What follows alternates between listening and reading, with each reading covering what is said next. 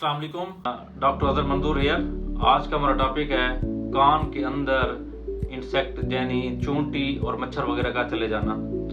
तो बताया तो ये बहुत छोटी इमरजेंसी आपको लग रही होगी, लेकिन अगर आप दूर दराज एरिया के अंदर हैं, देहात के अंदर हैं और रात का वक्त है और आपके कान के अंदर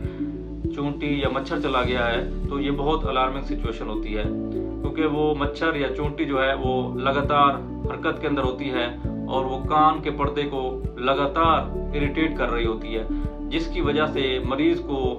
बहुत ज़्यादा दर्द होता है और उसका कान सुन्न हो जाता है। तो इस सिचुएशन के अंदर उसको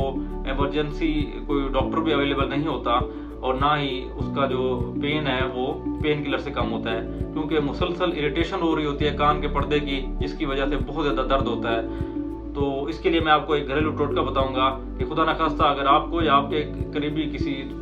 रिश्तेदार को ये मसला होता है तो आप उस शख्स को करवट के ऊपर लिटा दें और जिस कान के अंदर उसको ये मसला है उसके अंदर सरसों का तेल जो अवेलेबल होता है, हमारे देहातों में अक्सर ये अवेलेबल होता है, तो उसके कान के अंदर वो सरसों का तेल भर दें।